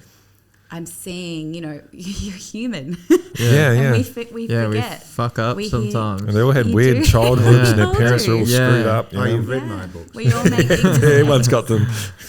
Yeah, I haven't met that's anyone who survived childhood. Thank No. That was Felicity, producer of the documentary. Yeah, we got a name for the documentary. It's Water Street is the name. Water We experimented with a few names. We originally, because it was supposed to be done in 3 months. Like, that had been the goal. We were Yeah. going to get it done. You know, Water Street was an interesting, you know, at the time considered, you know, eccentric guy, and we were going to try and, you know, follow him for 3 months solidly. And after a while, you realise there's no fucking way you're going to make a documentary in 3 months. We were so naive. Yeah. And, you know, we had a chasing. We were going to call it Chasing Water Street because literally you didn't show up for the first 6 months. You know, he'd say we'd be, Yeah. be here at 6 old o'clock. me. And we'd show up and he wouldn't be there. And I'd be like, well, blah, blah. And he'd be like, oh, I'm actually at here. And we'd run there. And by the time we got there, he was evading us. So we thought we'd, you know, in our naivety, we were like, we'll make it about us trying to make a documentary about Water Street. It was a Yeah, ridiculous idea. And we did try that. We were going to call it Chasing Water Street. That didn't work. And then we tried to we thought, but look, how can we get him? Because as you know, he's impervious to an interview, like a structured interview. You know, Yeah. you're going everywhere. So when we tried to get that core interview, which wouldn't happen, so we thought we'll stick him in a car for 4 hours. Oh, yeah, yeah. You know, and drive around. I mean, we'll Riding drive in to- cars with Water Street. And it was That's going to what call you do. Driving Water Street. Yeah, yeah. And it just didn't work. Again, I think he fell asleep. Was what happened. I knew what you were talking. Yeah, well, I wasn't. That was the problem. Yeah. We experimented. Water Street in itself, it just always just felt right. It felt kind of iconic, and it's just because it is about Water Street, but it is very much about a specific type of living. Is that you dinging? Are you dinging? Could be. It's fans clubs. Yeah. Yeah. No, Yeah. just is it audible? Because you said it wouldn't be audible. No. Oh, I'm sure it'll be fine. But it was It's just a legitimately lip syncing show. It is. It's Sorry. getting louder. it is getting louder. I'll call you later. But yeah, look, it felt right because it is very much about exploration of us, of who we are, of like, you know, the milieu that's birthed him, you know. And you sort of mentioned, you know, it's been poor timing for Charlie, you know, in a way. But for But so great long, timing in some respects. in some isn't it? respects, Yeah. but also for so long of his life, it was great timing. Yeah. You know, you knew, self-admitted, you know, like for 50 years, it would have been great to be, you know, he was, you know, for a large period, timing was always right, you know, and Not much of a story in that, really, is it? Eh? You know, no, but where's but the you- drama? But also, you know? don't know. But the drama Great is, Gatsby. Yeah. But also, the drama is what creates that. You know, like us. You know, Yeah. yes, there's no kind of, I guess, internal drama, but what are the circumstances that creates that? And that's Yeah. why Water Street for us felt like a really kind of appropriate title. It But do you felt think, iconic. because like you said yourself, when you look up Water Street on Google, the first thing you come up is not nice stuff about Water Street, and the name itself has a connotation now that you are now the alpha male that everyone's got to bring down. The irony So, is the truth is in the opposite direction. Which Yeah. is why It's I've often told- the way, though, isn't it? Always told people, if you want the truth, look the opposite way than Yeah. the newspapers. And strangely, it came true in myself, which is why I never put out any PR or Yeah. response to it, and I will have to at some stage account for my own behaviour, and tell the truth. But the truth is much more. The truth will is be legitimately interesting. more interesting. Yeah, for you know, sure. Like, you know, there was, you know, there's always talk of like, you know, originally, especially, it was like when this first sort of all came about, it's like, do you do a takedown or blah blah blah blah, and it was never really at interest. First of all, we didn't need to. He does it himself. Yeah. You know, but also like, it's not to me like. It's not an interesting kind There's of not. way to go. There's about no something. integrity in that either, is it? Yeah, You know? I mean, look, if you were doing, I wouldn't be doing this as a story of Harvey Weinstein. I've no interest in exploring. You know, you can really you can understand that, but you know, this was always intended to be something much more kind of complex. You know, exploration as to how someone can, you know, be a motor mouth and you were, you know, at the time things were free flowing and all that sort of stuff. So yeah, it was, you know, it is the name Water Street for the last few years has had, like I often say, Floss and I always sort of talk about, if we'd done this 8 years ago, they would have thrown money at us. They would have. they would have. thrown Rake was money. huge. We haven't even got it onto Rake yet. Yeah, they would So, have thrown it. We would have hadn't any issue, but it was Yeah. a boring as fuck film, completely boring. Yeah. And there's only a few kind of, you know, and you sort of touched on this before. I think there's been 3 attempts to make a documentary about Water Street, and all of them have failed, really, except for this one. Yeah. We don't know if it's a success Yeah. yet. But It's lasted the longest. it's lasted the longest, Yeah. and we've put ourselves through it. I mean, the most, because there was, you know, the thing. But like, yeah, that the notion of being on the top is maybe not as sort of interesting. Well, I think, maybe, like, who am I? It's not my documentary, but Water Street is great, but not my story or something, but it's got the rise and fall or the fall, you know, like We always to call it tell the that fall of- whole story, almost- that it's not just a alpha male coming on top. This is a true story of a human being. You know, like, always call it the fall because of that's Water I'd be Street. interested in watching it now. 'Cause Yeah. beforehand, I might not have been, but now I know there's going to be more to it, and it's a hell of an interesting story. By the sounds of it, you know. Like, and that's the thing is like the structure of it is found itself really. I mean, when we started, it was 2017, whatever it is, and it was sort of, you know, he was sort of just on a precipice of really falling, and that one long narrative thread has been the fall. But also, we were like, well, how did we get here? You know, Yeah. So it's really a two kind of handed documentary. On one hand, you have the present story, which goes from 2017 to 2021, or whenever we finish filming. We're watching that in real time. We're watching someone really kind of almost crumble and then put himself back together. But then in the background, we've got a story of, you know, 1966, and to now. Yeah. That's right. Yeah. So, but really, and that rise, That's and right, how yeah. he came to be, and you know what the world was like then, you know, and it's been really interesting for us because just going through, because he is a natural history book. It Yeah. may be skewed somewhat in the, you know, we're not sure what's truth and what is real, but you know, Me neither. as far as you know, you are like, you know, Water Street is his Master of nature disguises. quite a what's the word? One of those things they bury in the Chameleon. ground. No, what do they bury in the ground? The Haggis? Mulch. No, they burn the ground. It's a time capsule of, Oh, of a yeah, period in time. And, you know, when Water Street was born in Australia, like, there were horses and carriages, you know. Yeah. Hang on.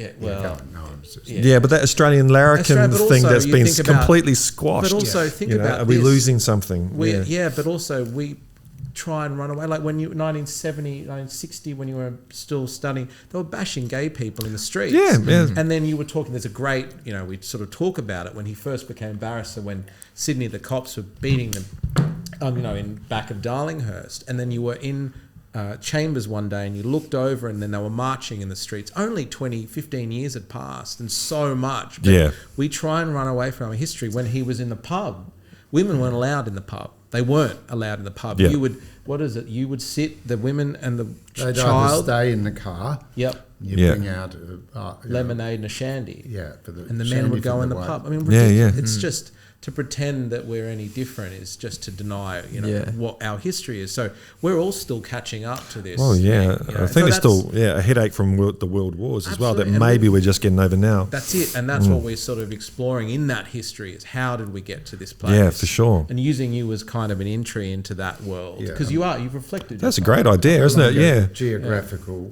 a geological core. yeah. You drill down. You drill down, you and pulled up all the every muck. layer is All the Yeah. but we literally go back to how That is did the great, people and that will give you a narrative for the story, though, won't Yeah. it? So now you've got your in. you've got your in, and also Yeah, yeah. we go. Well, I mean, whatever get ends back up to ends up. conception.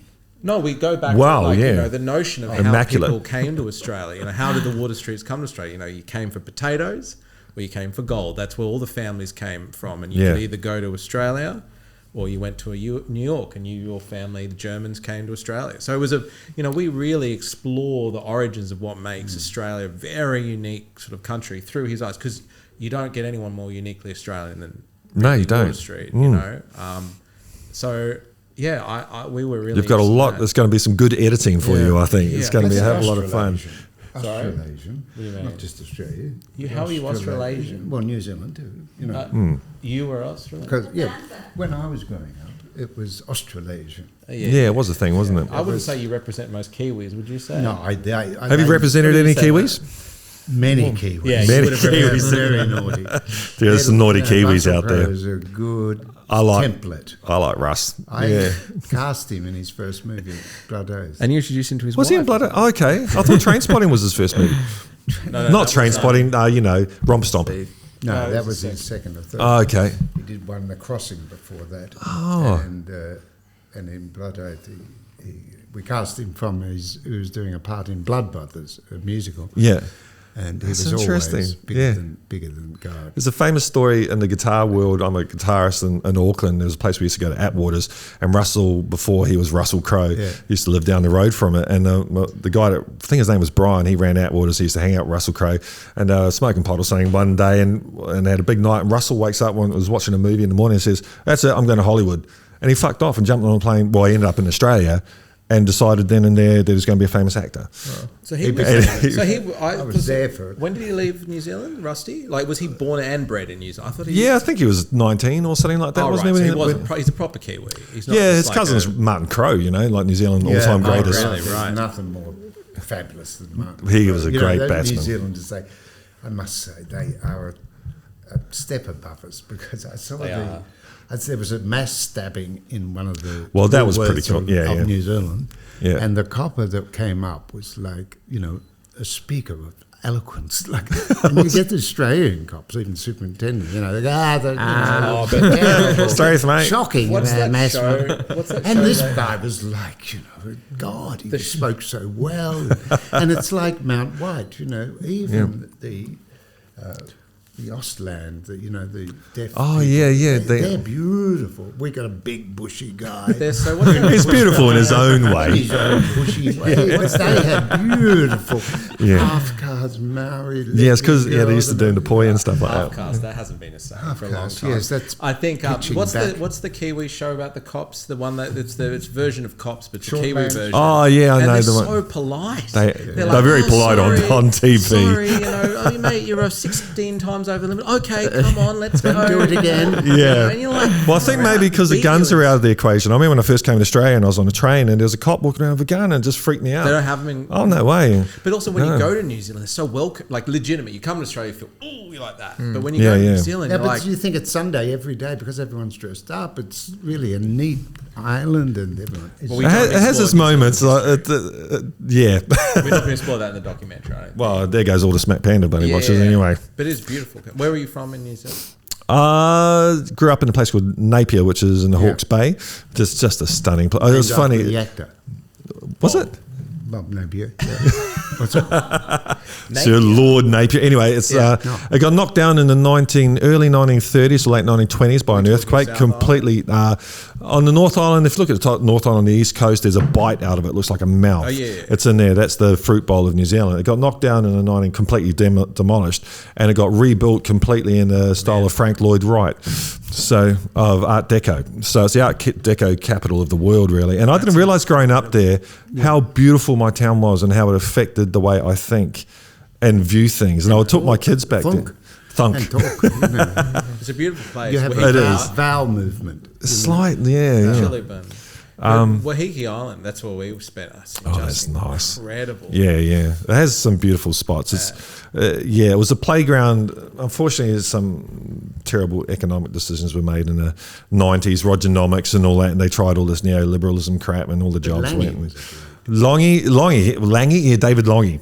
He could talk. He was a typical lawyer, typical legal aid lawyer. But wasn't he good? Did you see David Lange was our Prime Minister? He was a big guy, and New Zealand had just pulled out we said to Yanks, look, we're nuclear free. We're in the ANZUS at then, the Australian, New Zealand, US alliance. We said, okay, we still want to be in alliance, but you're not to bring any nuclear ships to New Zealand. And they said, no, we're not going to tell you if the nuclear ships or not.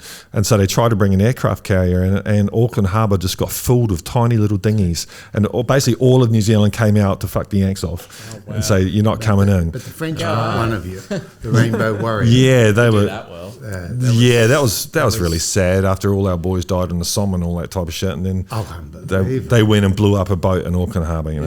And used the Zodiac. And used the The Zodiac. Zodiac to get on. It was Yeah. just amazing. And these French saboteurs, they were like well dressed. complete dickheads, you know. And they- they served jail.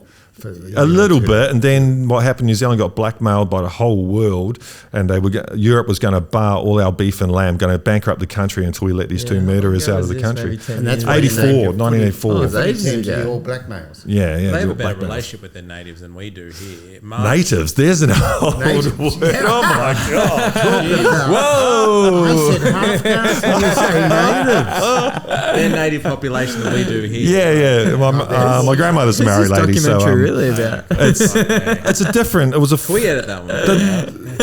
It's a But different it's- country. Landscape's got a lot to do with it. Australia's a huge desert, man. You know, like We it's haven't treated difficult our to defend. Original population much. Great. Very. No. Well, not yet. We haven't. You know, and they'll. their I think if Australia culture- wants to survive as a culture, like what's happened in New Zealand now is actually everyone can speak a bit of Maori, and it's where there's a cultural war going on where basically everyone's Hollywood. All our movies are from America. We just And get. you make them. Yeah, yeah. You've taken Australia as the choice of set, and New Zealand does Lord of the Rings. And Yeah, absolutely. So it's I think when it comes to like what is Australia's like as a new Australian, I just got my citizenship. What is Australia's culture? Like if we had to, American. No, it's not. well, what's the like mateship? Everyone has friends. Like what is It's the a diff- massive. bravado. It's a Yeah, it's a yeah. mel- Mateship stuff. Massive piss So I up. think the Wake in Fright was the best thing written about Australian. Was it? Yeah, made by a okay. Canadian. Yeah, the film was made by a Canadian. Oh, I haven't seen it. I'll have to check it out. Yeah. It's the best. God, It he is is the from best. New Zealand, I think. As far as the portrayal of sort of Australian masculinity, it doesn't get better than that. Like a super kind of mateship, deeply homoerotic kind of like connection to your fellow man. Yeah. How was this now or was this? 1969. Okay, It was yeah. made Good by- year. It was made by the Mouthful, same but a good year. the same guy that made First Blood. Actually, Okay. Ted Kotcheff. Was it Ted Kotcheff? Yeah, produced or directed it. Directed First Blood. No, he produced First Blood. He directed. Okay. Yeah. Wake and Fright. But it's pitch perfect For that- It's pitch that age, yeah. But also, it's just so accurate. That's what we should call this doco. Wake in Woken Fright. Yeah. That's not bad. Thank you. But yeah, I mean, what is our Well, culture? I was getting to the point where you're saying New Zealand has it's still not a great relationship with its Indigenous people, but between them, they are now creating a new combined thing. Yeah. You know, and one thing Australia has, which is the amazing thing, is the oldest human civilization on the fucking planet. Let's try and actually, not yet, but let's try and incorporate that. Let's even learn one Aboriginal word. There is a transition happening. I think it's happening now, I think it's yeah. a lot more involved now, and Yeah. you're starting to see it. Like, my daughter's 4, and she knows.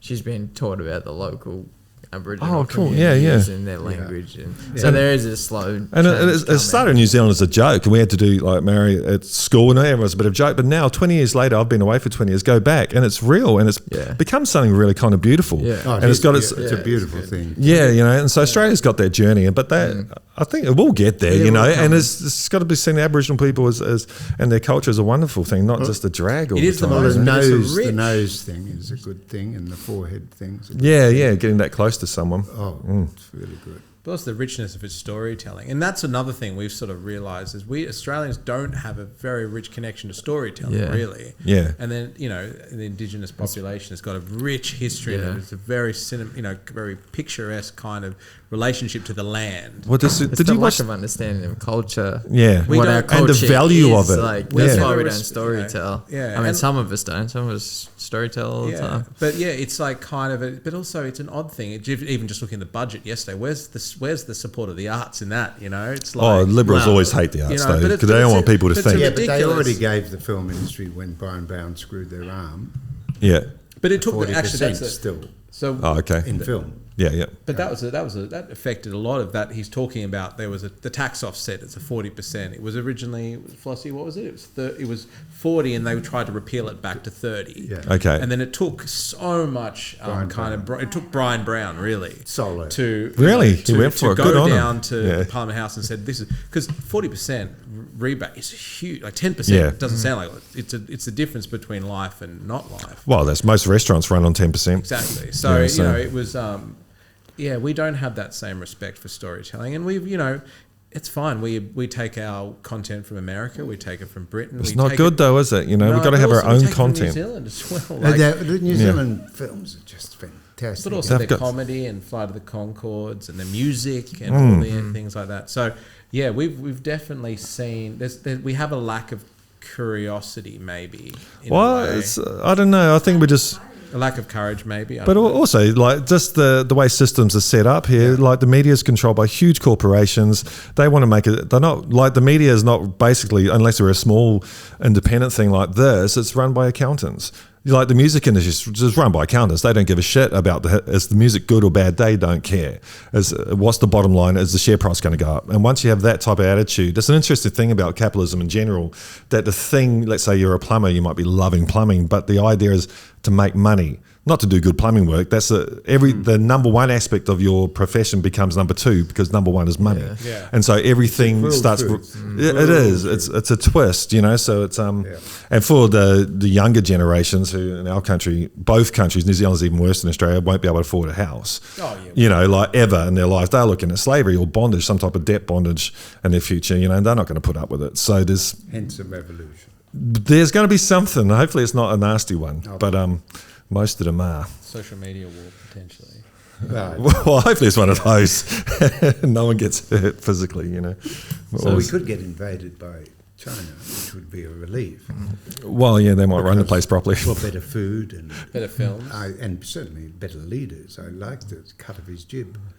Well, the interesting thing, like, do you remember they had the Pacific Forum a few years ago, and on the ABC, no Australian news agency actually showed the Chinese leader's speech. It was beautiful, man. He was quoting poetry, whether he means it or not or anything, but compared him to Donald Trump, ooga booga, dug dug this. This Chinese guy There's was... poetry to Donald Trump, I think. That's a different type of poetry, yeah.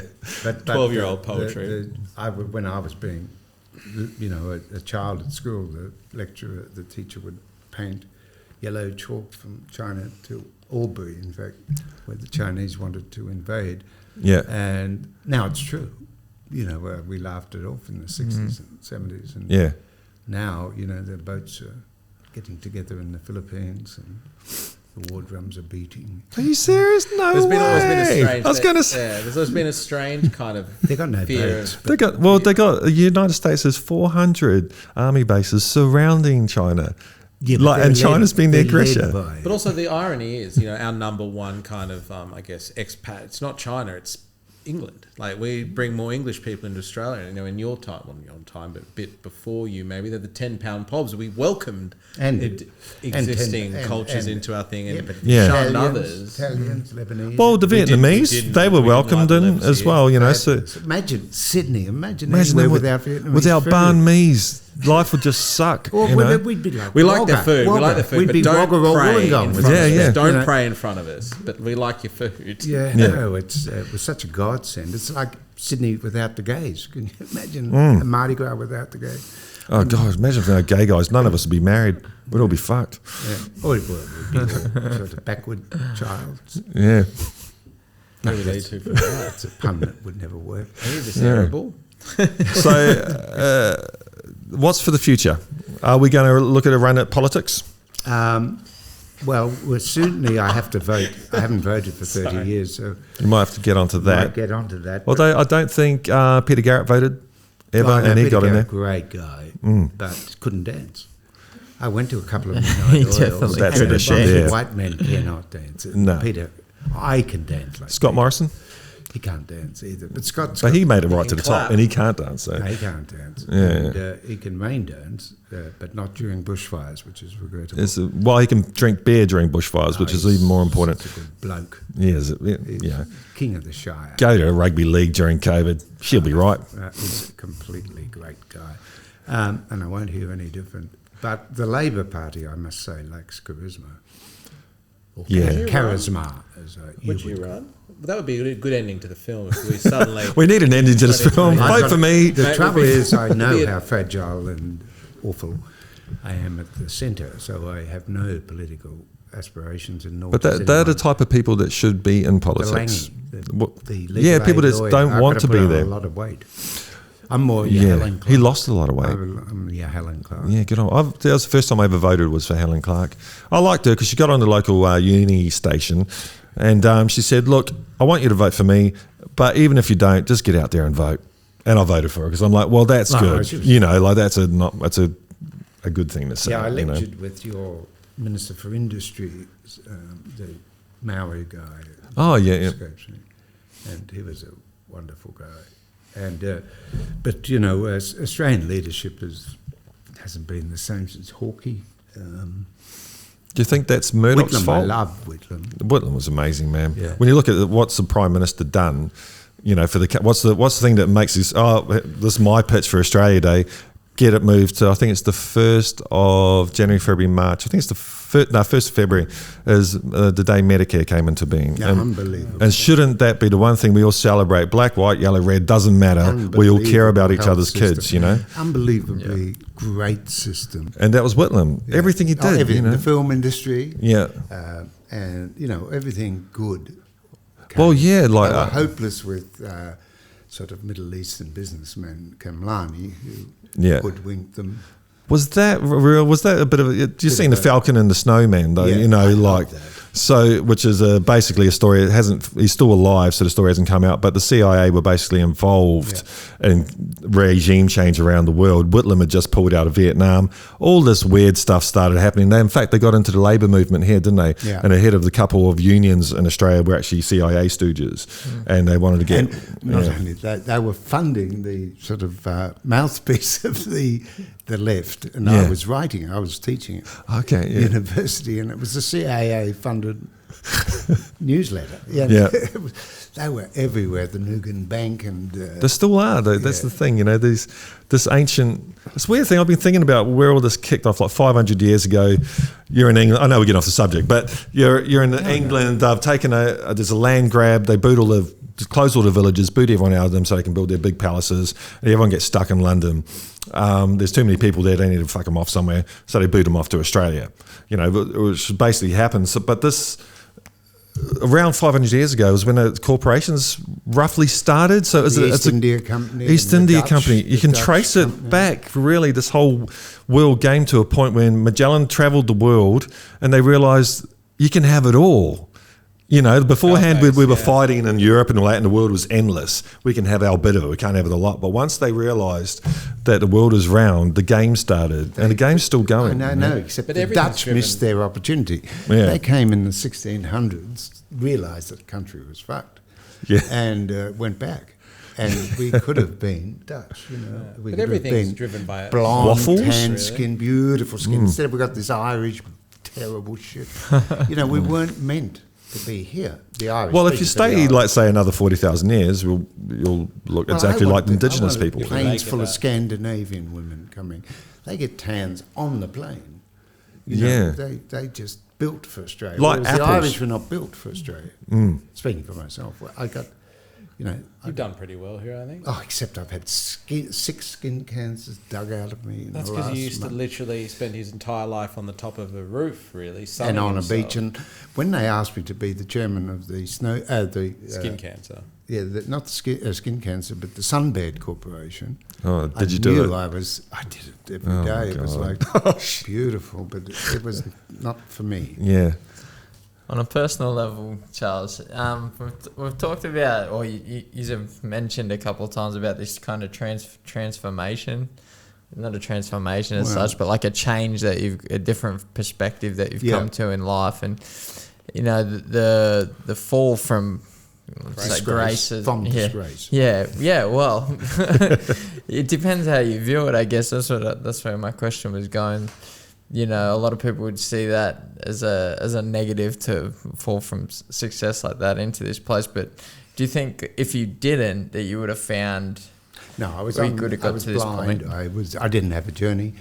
I was day to day, and I was in court. Like I was doing murders and rapes and everything, but I had no mission. I Yeah. really wanted to get out, but like Al Pacino, they drag you back in. I couldn't say no to any case, and I was on a plane to nowhere. You know, I was on MH17, and I, in a way, saved me from myself.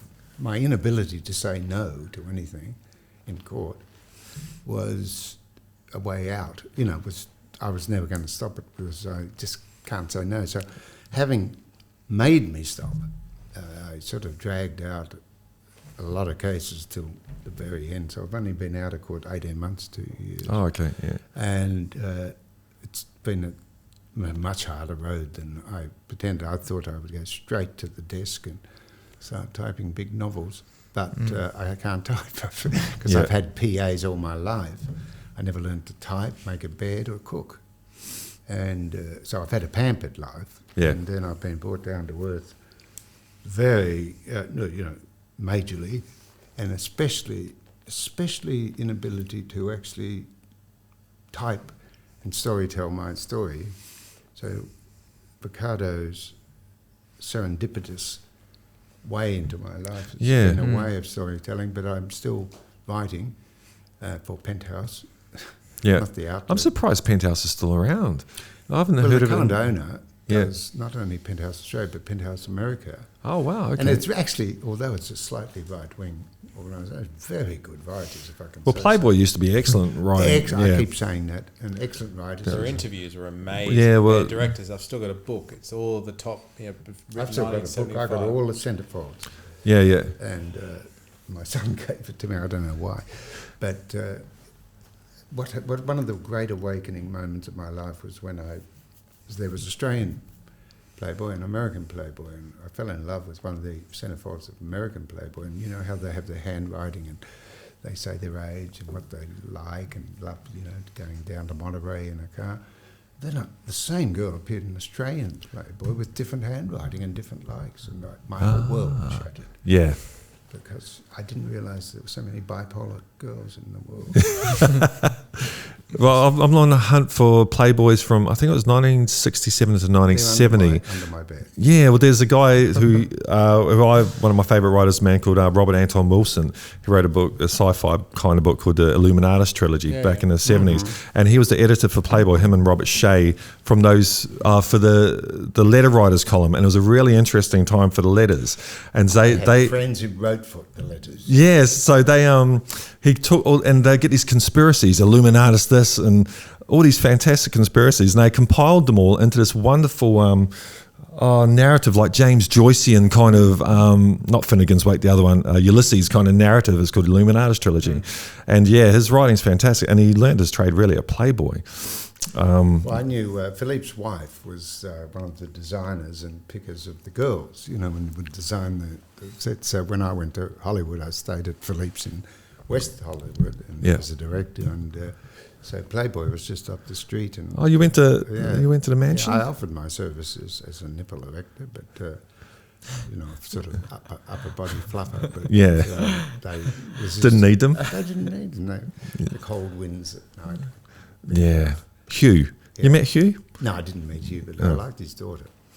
Those parties were legendary. I should have gone. I was too shy. He was a real interesting character as well, because he was quite a cool guy. Like very cool. His press is bad these days, but his heart and he was known for being quite progressive on a lot of issues. He was. He sent his reporters out to do a lot of good work on it. I can't remember what the issues were exactly, but he was known as being quite progressive in his sort of very much, and that's the trouble with black and white politics now. Me too. It's you don't get the subtleties of someone who's a spokesman for a popular issue or an unpopular issue. No one gets it. You can find dirt on him. Like Martin Luther King was a philanderer and stuff. Like, it doesn't matter because he was amazing. They Same with JFK. JFK was even worse. cancelled Gandhi. They've cancelled. Goosey Gandhi? They've cancelled Gandhi because Goosey Gandhi? Brilliant. No, they cancelled the Mohandas Gandhi. Oh yes.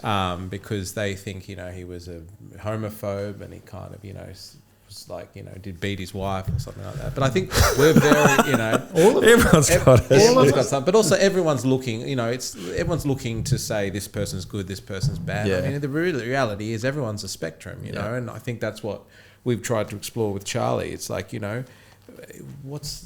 how can you label someone? Even Hitler liked his dogs. It's like it's something like that. Wait to see the sequel to Downfall. He gets out of the bunker eventually. He gets out of that bunker in Argentina. Because the first meme, that one.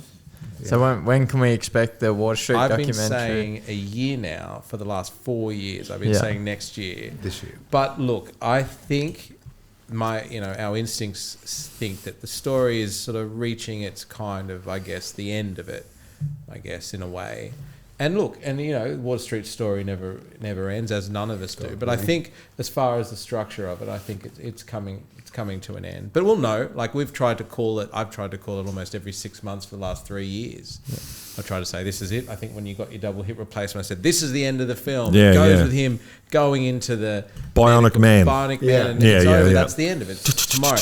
But then as soon as we put that camera down, I went, oh, fuck. It's like an album. You know when an album's finished? And we'll know when it's finished. When you stop. Yeah. So when they exciting. take it away. When the book's finished, when they drag it off you. Yeah, that's right. The money can't ever run out because we fund it ourselves. So a production company or a distributor say, well, we're done, you've run out of money, wrap it up, and now we can keep going. We're going to have to give you some money then. Wrap it up. Great, well, I got Charles, a double lip replacement. Charles hasn't got as much money as he used to. If it was back in the day, you could have funded it yourself. I could have self-funded without control. Thank you. Thanks for joining us on Smack Panda, Charles. We appreciate your time. Ricardo, thank you for having us on. Yeah, Felicity was great. Felicity. It's a big privilege to be directed by Ricardo, who's the most ethical man I've ever met and never want to meet again. He's a criminal lawyer, so that's not much of a great platform to go from. All right, guys. Thanks, guys. Thanks very much. Thank you. See you next time. Great. Well done. That's good, guys. Thank you. Line them up and let them go.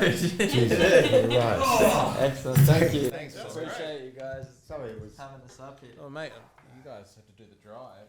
Yeah, thank you for driving all the way out, you guys. That's fine.